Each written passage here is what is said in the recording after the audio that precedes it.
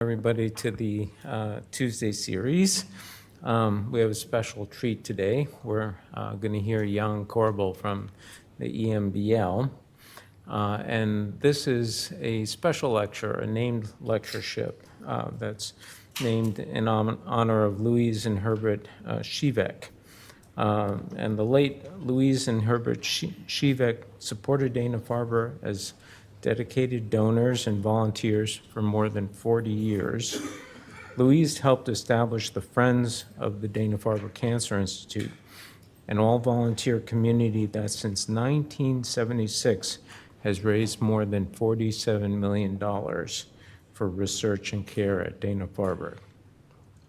In 2006, the Schiveks made a substantial gift to Dana-Farber to establish this annual seminar because they understood the importance of educating the next generation of oncologists.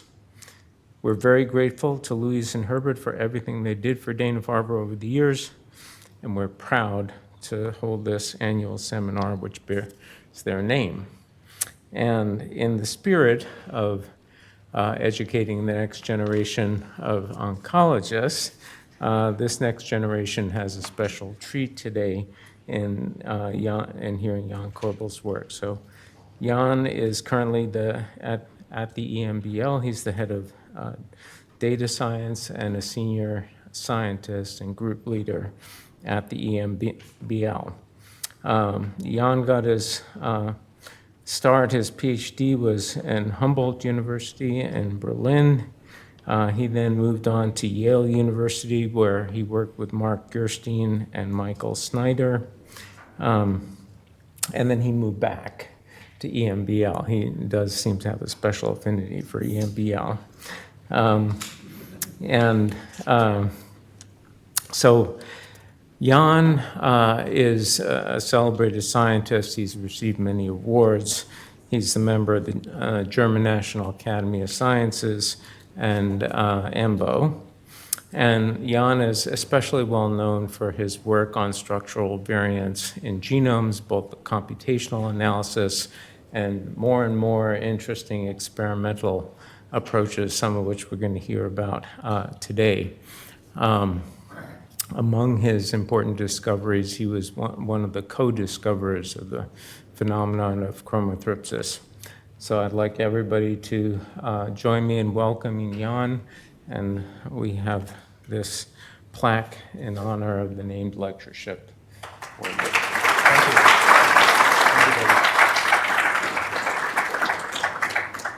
I had no clue I would receive this, but I of course thank the funders of this important lecture series, and I hope that I can keep up and step up to this.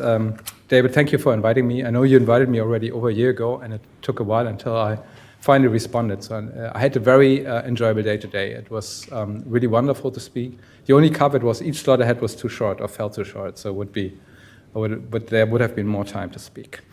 I look forward to showing you what we've recently done, and much of the work that I'll show you today is not yet published in peer-reviewed form. Some is on the bioRxiv. Some of the stuff at the very end is not on the bioRxiv yet. And the work in the middle got published last week, so it's all relatively new. In spite of the introduction, which is old because these are slides I've been using for years, to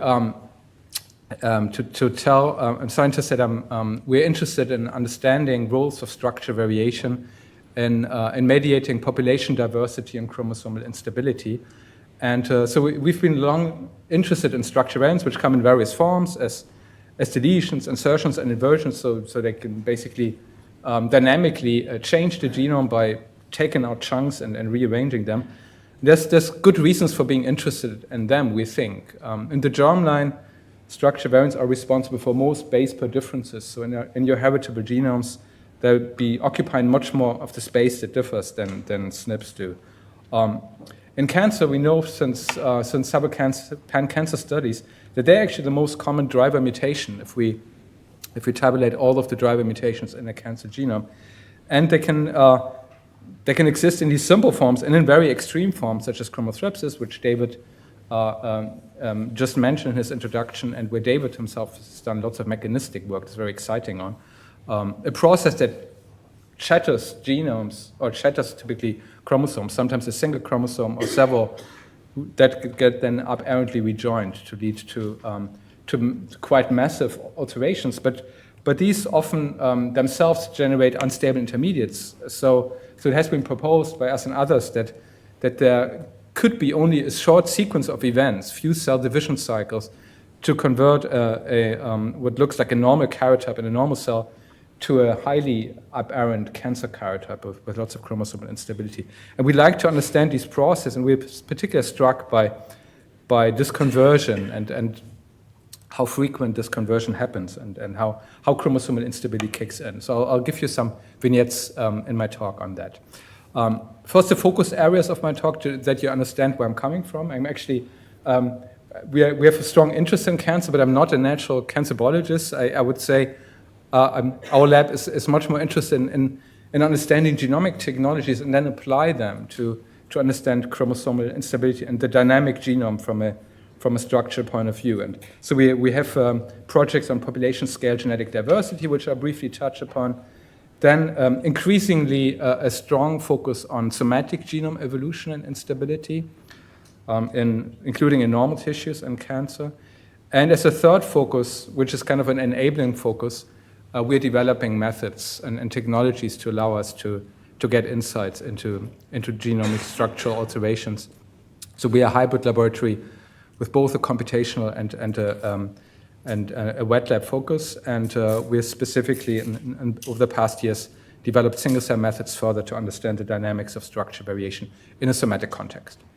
I'll start off by saying that there have been quite important recent advances in understanding structural variation. And just some years ago, we were all excited. Actually, when I started my lab, we were all excited about Illumina sequencing now enabling to sequence genomes. But when it came to structure variants, we didn't often get the allelic sequences right, and often used inferential methods such as changes in depth of coverage to call structure variants. And this has really changed quite dramatically in very recent years, where long-read sequencing technologies have become routine, in the laboratory at least. Not quite yet in the clinic, but many clinical labs are actively testing them right now. And in some contexts, they'll probably become relevant for the clinics very soon too. And so what these methods mean for structure variant detection, actually, previously we looked for losses and gains, so copy number changes. Now, when we apply these methods thoroughly, we get full allelic resolution of structural change and structural haplotypes. Here shown for a germline, a locus that's under very strong structural diversity. We can see, at least in the germline, typically twice the number of structure variants per genome than for short-read sequencing. That's not quite the same when we look at cancer genomes, and I'll explain later why. But in the germline, where events are very often repeat-mediated, that's true, because Illumina sequencing is struggling with repeat-oriented sequence. So we can leverage long reads and something called pan-genome graph, representations of the genome in a graph structure, to allow us to make these advances. And because we can now map variations in repeat areas, we can even get insights into forms of structure variation that we previously did not explore very, very deeply, such as inversions, which we studied 2 years ago intensely. And I won't mention them today because of lack of time, but they're actually a quite interesting class of variation that is in itself highly dynamic because they toggle back and forth in the genome. So basically, this is kind of a motivation why long-read sequencing is interesting. And we, about 2 years ago, we engaged in a collaboration with Oliver Stekle, Ewan Burney, and Aurélie Ernst to apply long-read sequencing on initially fairly few cancer specimens, medulloblastoma in the context of initial representation of the disease and its relapse, and also to lesser extent, we looked into some sarcomas. And we identified, like others have, that long-read sequencing is certainly very useful for understanding genomic structure, specifically for piecing together structural haplotypes. You don't quite get that much additional structure variants per genome as in the germline, but you get better insights into structural alterations for sure. We uncovered in a very interesting type of event that we termed the template insertion thread with these data, and also could link alterations to methylome data. But for us, this was more of a pilot study, also indicating to us that there's a general utility in long-read sequencing data, but motivating to go into a better understanding of how structure variants look in normal individuals, because we realized that with a small cohort we studied at that time, it was very hard to unpick potentially relevant, clinically relevant from not relevant events. So where I want to go there with this long thought, we recently set up a study to generate a long and dense reference of germline individuals based on long-read sequencing, studying 1,000 samples from the 1,000 Genomes Project by nanopore sequencing, which we think will be of general utility for fields applying long-read sequencing because the reference so far has been missing. And so with this, to achieve this, we teamed up with Siegfried Schlossnick, Tobias Marschall, and Tobias Rausch, and we resequenced parts of the 1,000 Genomes cohort at a coverage of approximately 15-fold. The sequence length per read was in the range of 20,000. So this is a relevant data set, over 1,000 samples. The depth of coverage, though, is not particularly high. And we chose this approach of intermediate coverage sequencing purely for pragmatic reasons, because we wanted to have a high reach into many populations. But to reliably call structure variants and to call them sensitively, we needed to use a very specific approach that is effective even at this intermediate coverage. We came up with one, which we think is actually an approach that will be broadly extremely useful for studying genomes with long reads. And we term this approach SAGA, for SV analysis by graph augmentation. And this approach works at a coverage of about 15x because it knows about and memorize and reutilize information we already have on common structure variants in the germline by utilizing the pan-genome reference from the Human Pan Reference Consortium and taking those structure variants on board to initially build our structure variant resource. And how this works conceptually is demonstrated on this slide here. So we're initially taking the long reads and mapping them to references. And to be comprehensive, we took 3 references here, the classical HD38, which is the latest product from the Human Reference Consortium, then the T2T reference, as well as the pan-genome reference. We're also calling structure variations using 3 tools against these 3 references. And then we're building something we term a pseudo-haplotype, which is a representation of all the structure variants on an artificial haplotype, 1 per person per chromosome, to allow us to integrate structure variants and harmonize them across the different callers, to then allow us to construct an augmented graph from them. And this is a new pan-genome that incorporates the information from all the 1,000 individuals. It includes also the information already known from the Human Pan Reference Consortium, allowing us then in the last genotyping step to determine the set of structure variants per person. We've carefully benchmarked this approach, which shows that we can call structure variants with a very sensible sensitivity and a false discovery rate in the range between 5 and 10%, slightly higher even for high confidence regions of the genome, slightly lower for highly repeat-rich areas. When we compare this resource then to other data sets, we see that there is, as expected, more completeness compared to the Pan Reference Genomes product that was published last year based on 44 genomes. We are equally good as that effort for all alleles that are common in the population, and we are, as expected, we are outperforming this approach for all variants that are at an allele frequency of 2% or less. When we compare to prior 1,000 genome studies based on short reads, we also see an advance, and that comes from the fact that I mentioned already, that Illumina sequencing is poorly resolving repeat rich areas that are loaded in structure variants. So we get approximately twice the number of structure variants in the same samples. At the same time, we're also better in resolving fairly short structure variants in the range of about 50 base pairs to a few hundred base pairs in size. And I was initially amazed by this, but it turns out that Illumina sequencing reads, which are approximately at that size, struggle in aligning over these short reads and hence tend to miss them. We also, when we are looking into the allelic representation of structure variants, creating an advance, and that advance is even more pronounced. So, for example, insertions in the human population, we get 10 times more fully resolved sequence insertions per genome than Illumina sequencing would. For deletions, it's about twice the number.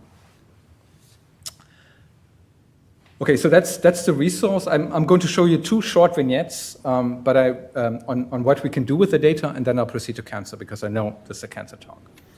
But again, underscoring the relevance of this for understanding cancer genomes. We first need to know how the normal human genome looks like. So with these data, long-read sequencing data from 1,000 people, we get a really awesome resolution in looking at different structure variant classes. We can resolve not just deletions and insertions, but a whole variety of different classes, from VNTRs for variant number of tandem repeats to different mobile element classes and viruses, and also different classes of inversion that are shown in our genome. I won't read out everything that's in this table, but I'll point you to some interesting observations. One is that VNTRs, which stands for variant number of tandem repeats, again, show a minor allele frequency that strongly shifted towards common alleles. And we believe that comes from the fact that these sites are under recurrent mutation, so they mutate very rapidly in the population, and hence, to our methods, look like they achieve a very high allele frequency, just masked by the high recurrence rate. And some interesting shifts in the size spectrum for different inversion classes. For example, inverted duplications being much smaller than other inverted variant classes, perhaps pointing to a mutational mechanism creating these signatures. And as a second slide to show a representation of the data set, we can look at the breakpoint homology spectrum across the whole set of 150,000 structure variants that we've resolved, and get some interesting insights into mutational processes, recapitulating work that has previously done, but also adding to it. So we're plotting here structure variant length versus homology length, and this is colored to enhance visibility, but we do see some interesting patterns in here in the homology spectrum, pointing to different classes of mobile element that not only themselves hop in the genome, but really act as mediators of rearrangements by delivering the breakpoint homology that allows the genome to mutate. In addition to this, actually, when we plot homology length across the full spectrum of events, we interestingly find a completely flat shape in the distribution, which I found a bit unexpected. There were actually in the literature many observations or presumptions made around certain sizes that may be preferred for mediating homology-mediated rearrangements. And I do acknowledge that it's of course relevant to think of certain cutoffs for rearrangement mechanisms such as non-allelic homologous recombination. However, in our data, we do not see any evidence for specific length in the homology spectrum preferentially mediating alterations, at least the way we look at the data currently, suggesting that there's a uniformity in homology-mediated processes using sequences to mediate rearrangements. And that concludes the long-read part of my talk. And now for the remainder of this talk, talk about somatic variation. And I'd like to start talking about somatic mosaicism in a normal tissue context, in a precancerous context, and again from a structure variant perspective. Before doing so, to motivate this, I'd like to remark that somatic mosaicism is actually a very predominant form of variation in a genome. However, it's fairly understudied in spite of recent interest in this area. And to underscore its abundance, I'm showing here an image of an iceberg with the information that humanity has on average 4 to 5 times 10 to the 6 genetic variants per heritable genome. So that's how much variation we inherit from our parents in our genome. However, thanks to recent studies from several labs, but in particular I'm picking out here the Martin Corena lab from the Sanger Center, who worked with Mike Stratton and Peter Campbell. We now know that virtually every cell in the human body mutates at fairly high rates, actually. For somatic cells, between 20 and 60 substitutions occur per cell per year. If we now factor in the total number of cells in the human body, then each person in the audience here will have more genetic variation in them at the current age we have than all of the humanity has inherited in their germline. So that means there's a massive load of somatic mutations in all of us, for many of which we don't know the function. And they're, of course, relevant, presumably, some of them are relevant for diseases, including cancer. They've been implicated also in disease outside of cancer, but we often don't understand the function very well. And particularly, there's a notable lack of tools to understand the function of mosaicism that's of structural nature in normal tissues. And to study that, we focused on using a technique that we really fell in love with over the past years, that I'd like to explain to you conceptually on this slide. This technique is termed strand-seq and has some unique features and some unique properties that make it for us very lovable. So the technique was originally developed in Peter Landstrup's lab, and my lab was lucky to inherit one of his former PhD students who brought the technique to our lab, Ashley Sanders, who recently moved to Berlin to lead her own lab there. So strand-seq works by using a single DNA replication in which we bring a nucleotide analogon into the dividing cell during the DNA synthesis phase, BRDU. And BRDU goes to the newly synthesized strand, the non-template strand, whereas, of course, the template strand remains unmodified. And the modification really hits the whole strand the whole homolog and on one strand from beginning to the end, which means after sorting out and separating the template and non-template strand, this allows us to sequence template strands on a single homolog. And together with Ashley, when she was in our lab, we realized that we can use strand-seq in various flavors, and actually we can combine distinct readouts we get from the method to get very high-resolution karyotypes in single cells that are interpretable in a single cell, which don't require you to go over multiple cells to denoise the signal. And that's because we get depth of coverage readouts per location, here shown for a region that's supposedly deleted. We get strand information supporting that signal, because once a deletion occurs in one homolog, that strand will disappear, and the other strand will only remain. And we also get phase information that comes automatically and for free by the method, because we're labeling each homolog separately. And then within a population, it's very easy to tease out haplotypes. So we get karyotype information. We published this several years ago, and we've perfected the method since. And what I've long thought, we actually would like to have a function readout in the same cell as well, because once we have that, we can potentially tap into mosaicism, whether in a cancer context or non-cancer context, and not only depict it, but understand its functional consequences too. And so we have methods in the wet lab to try to get there, but we realized some time ago, actually, a former postdoc, Hyun Young, who now has a lab in Korea at Yonsei University, realized we can get there quicker by computational means. Actually, the original strand-seq protocol uses micrococcal nuclease to generate cuts. They're actually fairly uniform along chromosomes, giving us well-interpretable signals along whole chromosomes. However, the cuts are precisely around nucleosomes, so we have, at the same time, for free, a nucleosome occupancy readout too, in the same cells that we already karyotype. And how that readout looks is depicted here when we compare MNA-seq versus strand-seq.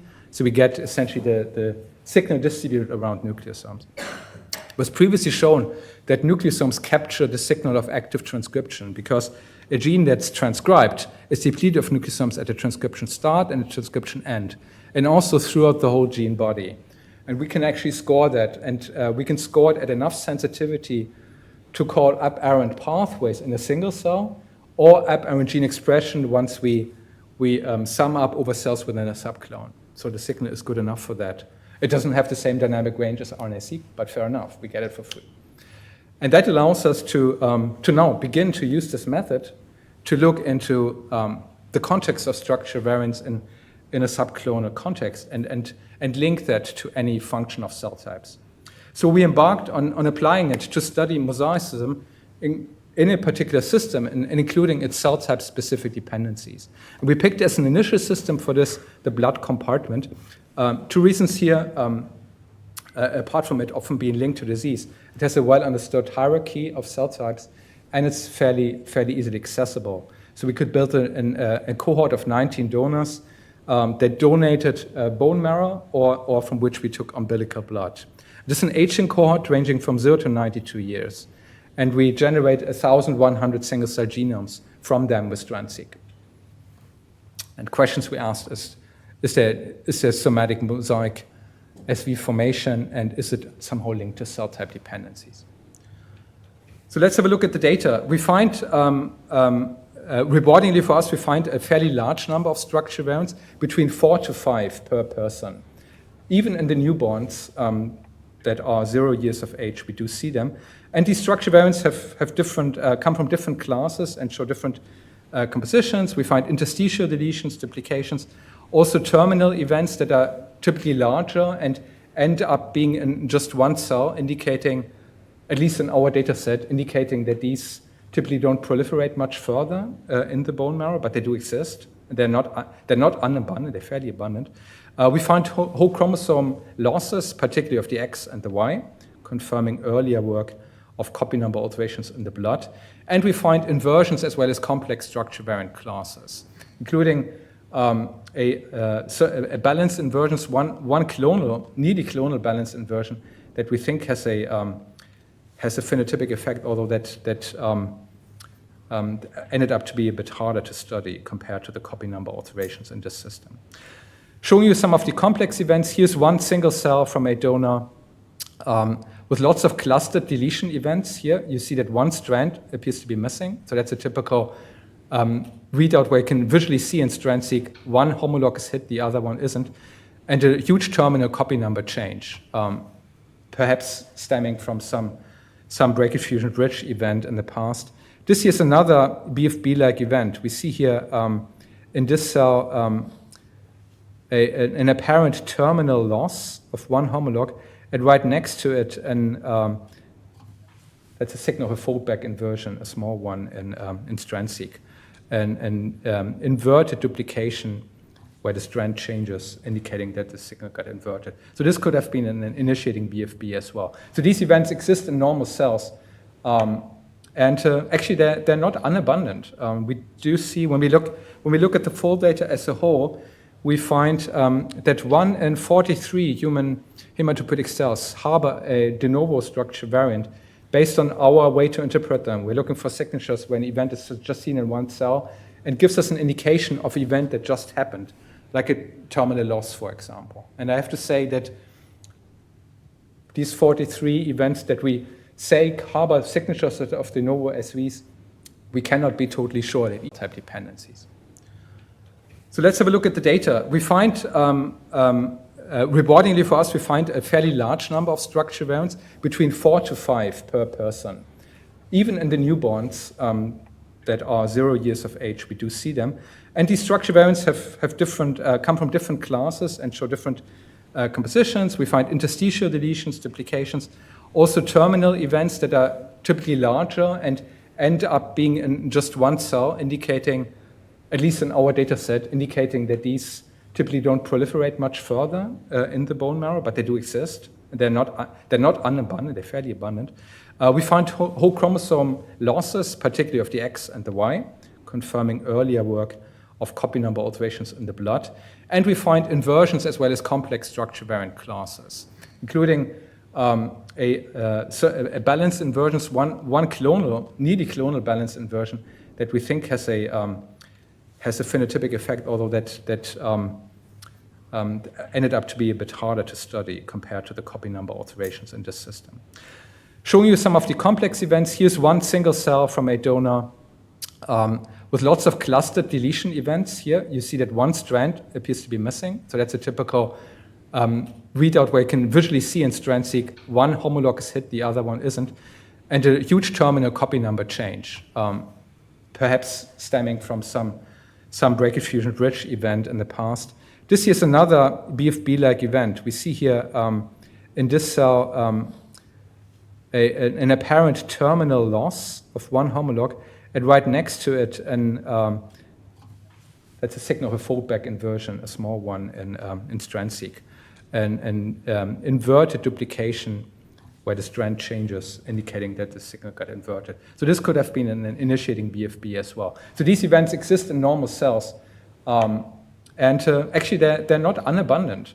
We do see when we look at the fold data as a whole, we find that 1 in 43 human hematopoietic cells harbor a de novo structure variant based on our way to interpret them. We're looking for signatures when an event is just seen in one cell and gives us an indication of an event that just happened, like a terminal loss, for example. And I have to say that these 43 events that we say harbor signatures of de novo SVs, we cannot be totally sure that each of them is de novo. What we know is that each of them is a highly aberrant cell. And they look like they're de novo because they appear to have terminal losses or complex events that we believe might not proliferate much further. We can contrast in our data set SV clonal expansions from de novo SVs. So we recapitulate from clonal expansions, which we can trace with strand-seq, that they are strongly biased towards elderly individuals. We see them in our code only in individuals over 60, which indicates that in the young structure variants, there might be some protective mechanism, or then they don't overgrow the healthy bone marrow as quickly, so we don't see them clonally. But they're certainly there because we do see the emergence of structure variants in the young as in EOs appears to be unchanged. So there appears to be a constant acquisition of structure variants throughout life, even in newborns. Best notic. So we next ask the question, is there any cell type bias in there? And of course, with strand-seq, as I just mentioned, based on nucleosome occupancy, we can make these inferences. Before we could do them in the system, we generated a single-cell MNA-seq data set for 8 different progenitors from the hematopoietic system to have a basis to compare to. And we did index sorting followed by single-cell MNA-seq. This is the reference in visual form. And then we use this to build a classifier for strand-seq data, where depending on the cell type, we get an area under the curve between 0.95, but mostly close, or this one is an outlier here. So mostly between 0.95 and 0.99, which means we can sensibly classify cells after sequencing them and even after karyotyping them by cell type. I should say this work is now published since last week, but we did struggle a bit with reviewers questioning whether we can really be sure that our cell type classifications are faithful. And I think reviewers were right. It's of course always annoying, but it's good to think about how can we respond to it. And it was rewarding that we did the extra work and responded to the reviewers because we could then indeed show that our cell type predictions based on strand-seq are really very much aligned with what one would predict with other methods. This is strand-seq versus single-cell RNA-seq without any amplification and any BRDU in the same donor, shown here for 2 donors, with very good correlation coefficients. So we might not be perfect, but we're very, very representative of cell type distributions that you would measure with other methods. We also confirmed this with FACS. So we could use the method to look at functional impact in cell-specific context, and we did so in our cohort. This is shown here for a 71-year-old man, where we identify 3 independent losses of the Y and 2 deletions on chromosome 17, 1 on P and 1 on Q. And both of these deletions are strongly biased towards myeloid cell populations when we look within the donor for cells harboring the deletion compared to those that don't. And we do not see such bias for the LOY occurrences. And that suggests to us, and that actually holds true throughout our cohort, that suggests to us that loss of the Y might be less determined towards towards a certain type of progenitor, whereas structure variants may indeed either preferentially occur in certain progenitors or bias the progenitors in some way, either proliferative or by inducing or blocking differentiation. In this case, one of the deletions, actually the second, suggests to us, and that actually holds true throughout our cohort, that suggests to us that loss of the Y might be less determined towards a certain type of progenitor, whereas structure variants may indeed either preferentially occur in certain progenitors or bias the progenitors in some way, either proliferative or by inducing or blocking differentiation. In this case, one of the deletions, actually the second one, which seems to lead to outgrowth, at least based on number, hits NF1. That's a known suspect, a tumor suppressor that actually has been linked to clonal hematopoiesis. And when we look into the UK Biobank cohort, we find both losses of NF1 and loss of functions mutations that lead to stop gains. And they're also biased towards the myeloid fraction. So we can recapitulate our data based on strand-seq in the bone marrow in blood-based cohorts, where it appears that the deletion that hit here genetically induced a cell type bias. So we look at the full cohort, we find that this cell type bias actually is surprisingly abundant. 71% of mosaic SVs that seem to grow out lead to a myeloid progenitor bias or associate with it, whereas we don't find a lymphoid bias. It's interesting to speculate why. Perhaps the cells are less healthy once they get the structure variant. I'll be looking forward to discuss this. What we don't yet know is whether there's any disease relevance in this. We find, and that's interesting, that in most cases where structure variants grow out, we find RAS signaling overactivated in the cells that harbor the structure variant, but not in the other cells of that donor. So that suggests a potential disease link, and we are part of a NIH Common Fund Consortium, a new one called SMART, and I actually delayed. The first day of the meeting is today, so I'm flying out there tomorrow to discuss our results and also how we would go into larger cohorts, which we should in the future, to understand the potential disease relevance of this, which we don't yet know. Right. Good. So I'm looking at the clock, and I do see that I still have time, and now I'd like to talk about the unpublished work. So if you're tweeting or Xing, please stop so now, because we're now getting in the not yet on bioRxiv territory, but I'm happy to present these preliminary results to you, as we're very interested to use these technologies, in particular strand-seq, to better understand the emergence of structure variations in cancer. And there's this very interesting observation and phenomenon that structure variations may lead to rapid explosive changes in cancer evolution, and that somehow may show us that there might be alternative paths to evolution than the more classical model of stepwise mutation acquisition that follows the principle of gradualism in evolution that Charles Darwin, of course, applied to species evolution before. And so rapid changes in karyotypes might be very important, and I know David has probably very, very similar thoughts here. So we believe this is a very attractive model of, or a very attractive scenario where we can potentially better understand cancer evolution by looking at karyotypic changes. Another motivation to look at karyotype changes is the abundance of somatic mutations in tissues like the blood that I just mentioned a few slides back. So we all seem to have them. Every one of us has four large SVs in their bone marrow if we sequence them, but we luckily don't all get leukemia. So there's probably rate-limiting processes in there, maybe one, maybe several.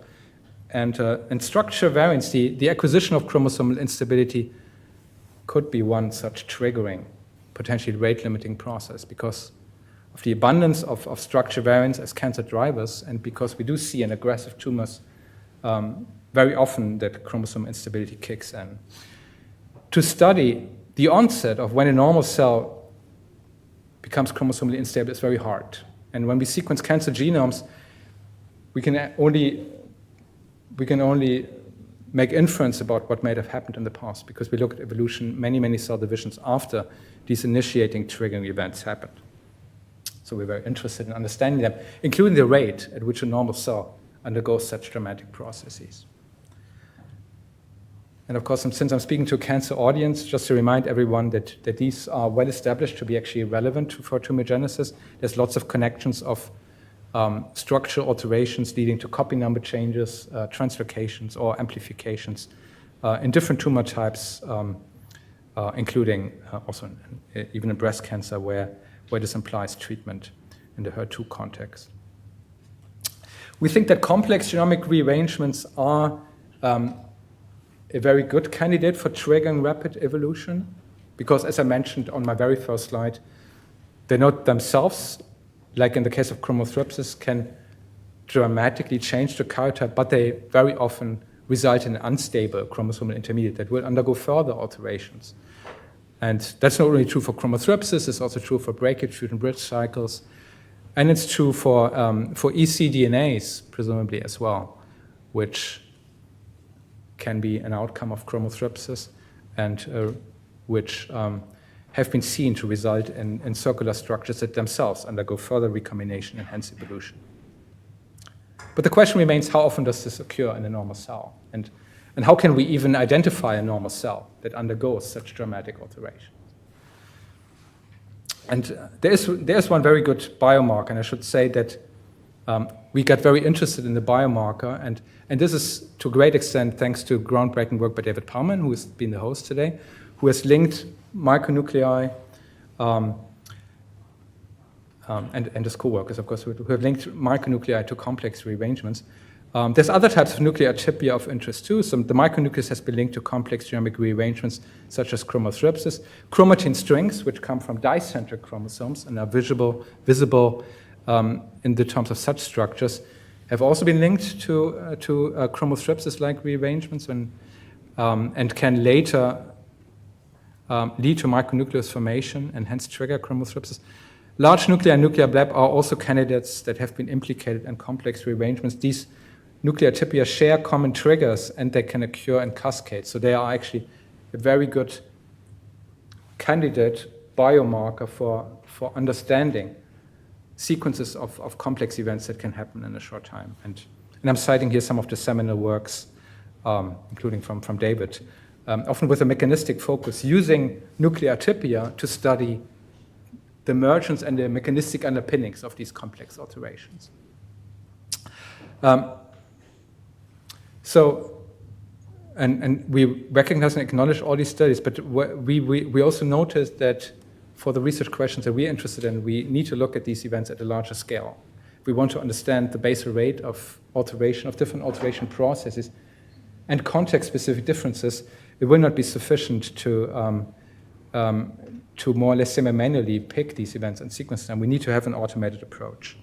And we got inspired, so we built an automated approach, and this was inspired by recent papers that used a targeted illumination-based principle to label cells with a dye that becomes illuminated and creates a stable photo label.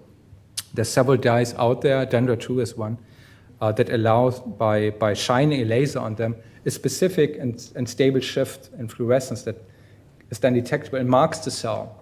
And it occurs in non-toxic fashion, allowing to later do studies with the cell, including phenotypic studies or single-cell sequencing studies.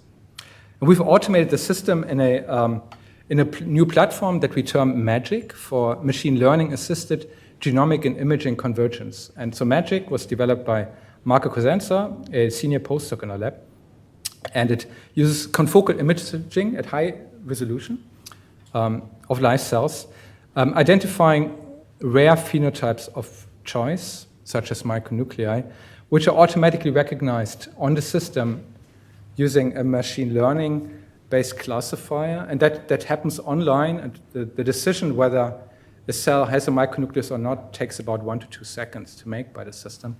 The annotated images are interpreted, and a label a second later is shot precisely at the cell that's recognized to be aberrant, such as harboring a micronucleus, to then have the cell stably colored. And then the system moves on. And it's now, we run it typically overnight or for 24 hours to label hundreds of cells. And we could do more, but we're a bit bound by the sequencing throughput. We're using StrandSeq here.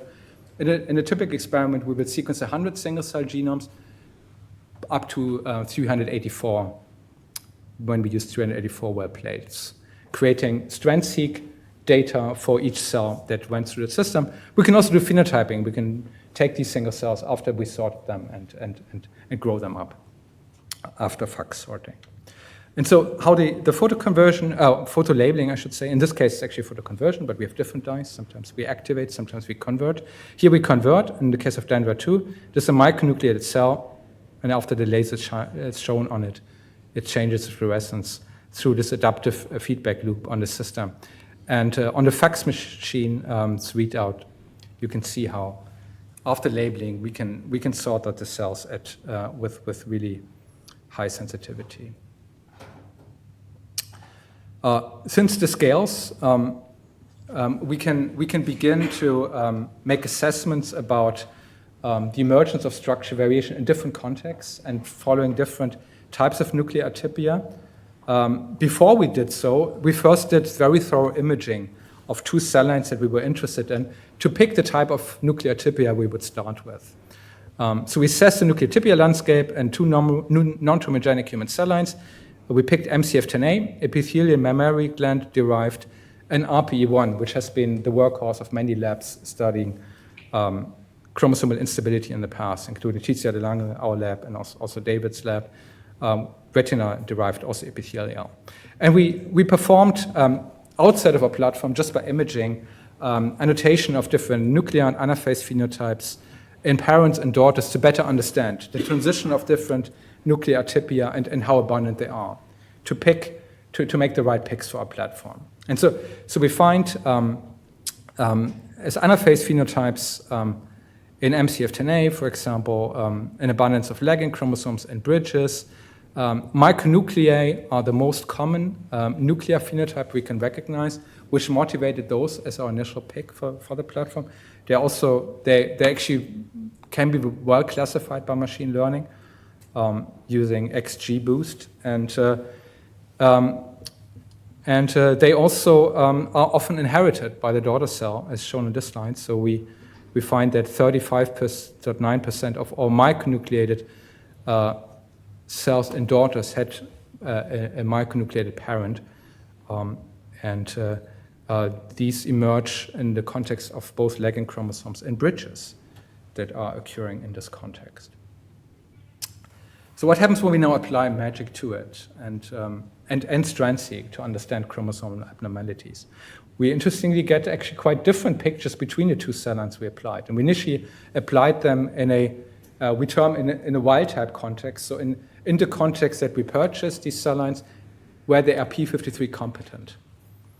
And we compared with our system micronucleated cells from normals, for normal cells, which means a cell with a visually normal nucleus that is classified as a system as being non-aberrant.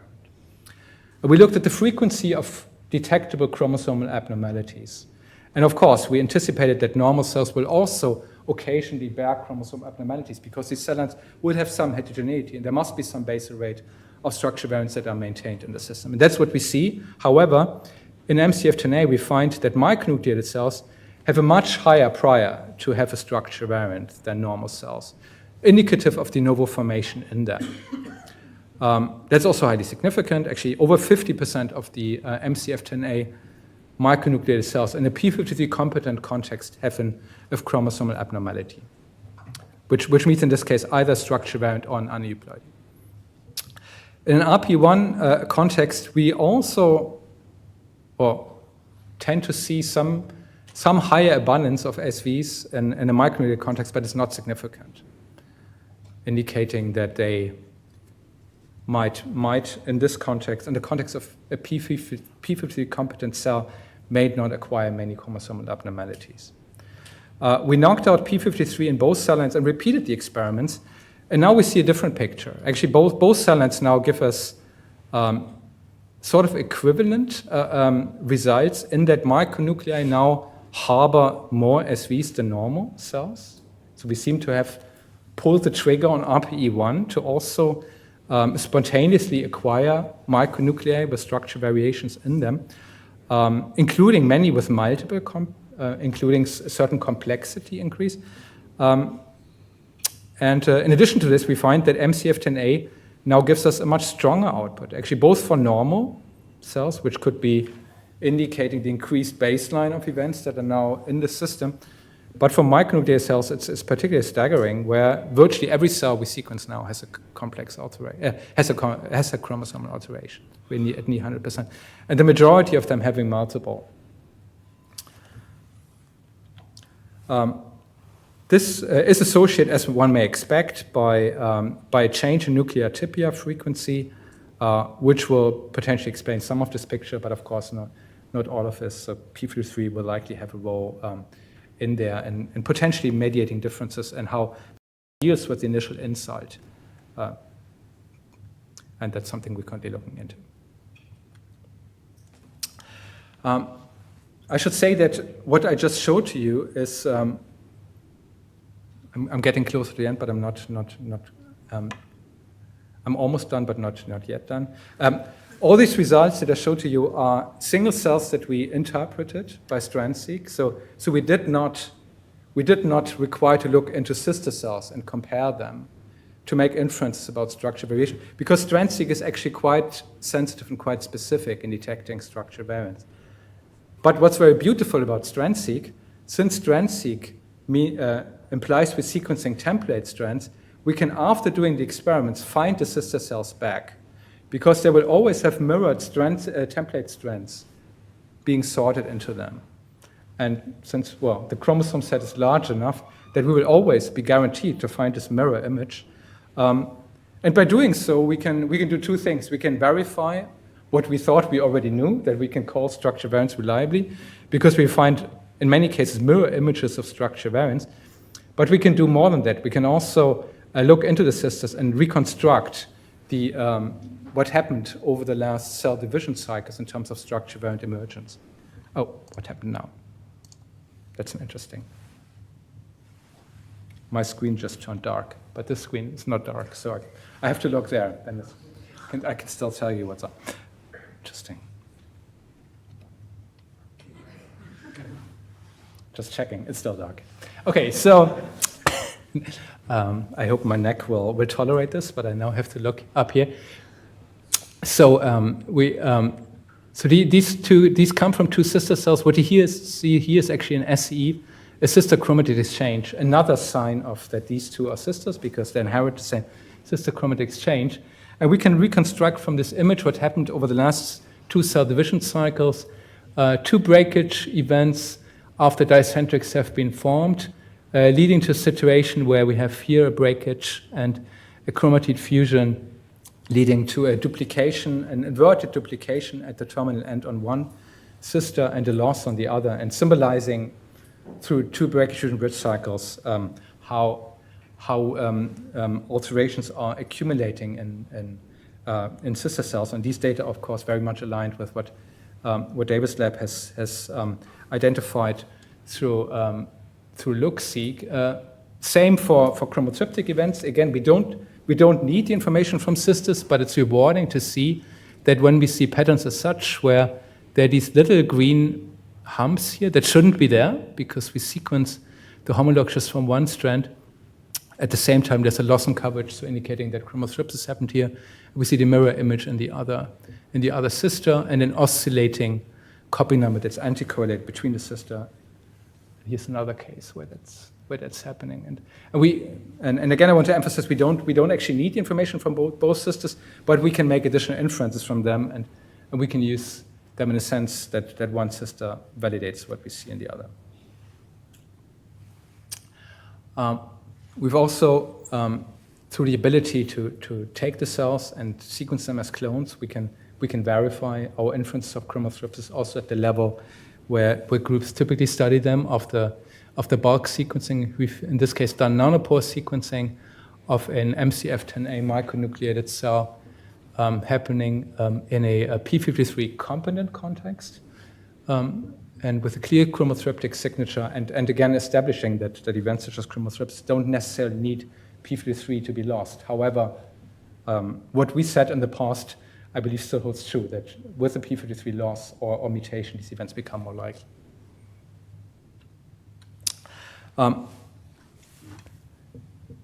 Here's a summary of the total landscape of structural alterations in these two cell lines, fairly well mirrored with the exception of one class, complex SVs, which seem to be more abundant in MCF10A than in RPE1. As a general principle, we see an abundance of terminal events over interstitial events. And from the way we reconstruct the data, it appears to be the case that many of these structure variants emerge through dicentric intermediates. And that's although we pick them up from micronuclei. Many, but not all. And so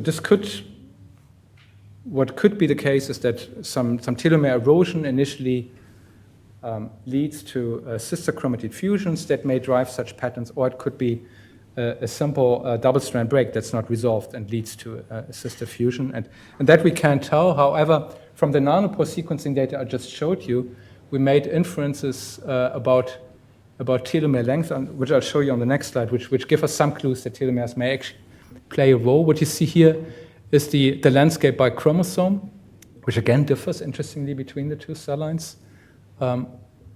There seems to be a bias towards larger chromosomes in RP1, which we don't see in MCF10A. In RP1, we see a very strong signal from chromosome 10 and X that form a balanced translocation in the cell line, indicating that this translocated chromosome is somehow less stable.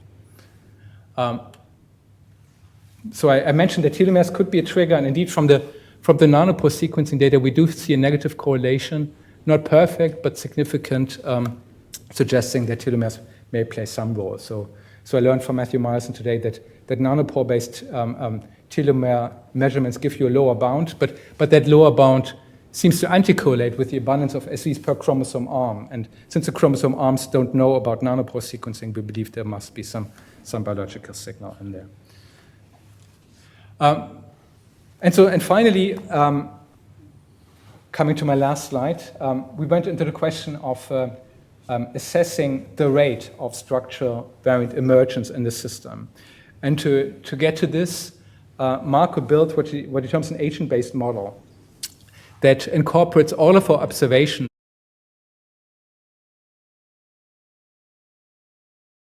of different transitions between anaphase and nuclear phenotypes, lagging chromosomes, normal cell divisions, and bridge phenotypes. So you put, when you see an error here for each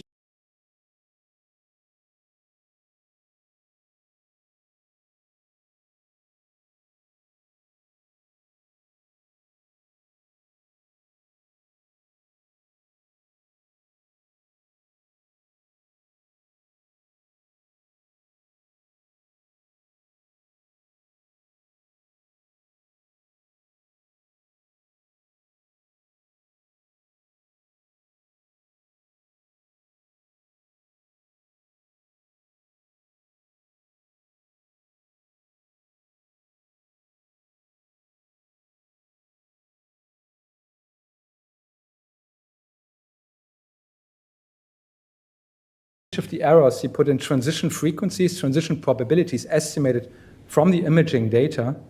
And we also put in the structure variant frequencies that we observe both in normally nucleated cells and in micronucleated cells. And from this model, after throwing in all of the data, Marco did the following. He put in all kinds of made up estimates for the frequency of structure variant, and they all converged at the same rate of one structure variant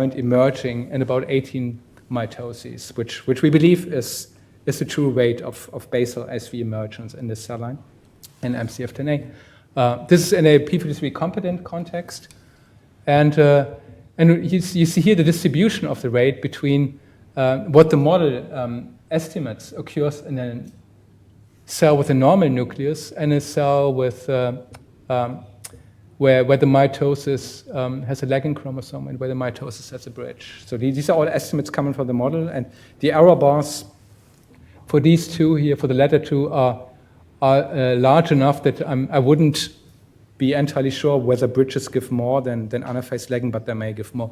They surely both give more than normal.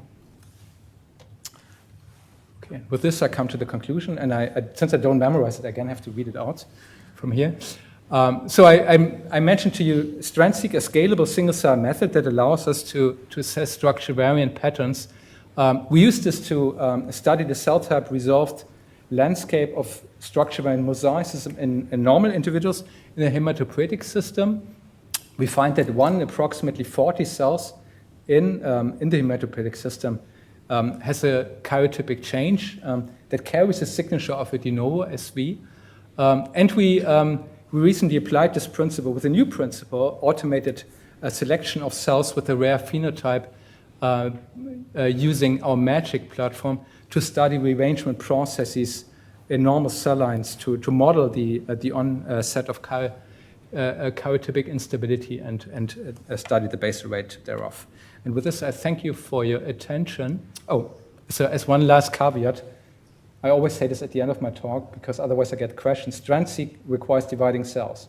It will not work on FFPE material. It will not work. You cannot apply it to cells that don't divide. And with this, I'd like to thank our collaborators and thank you for your attention.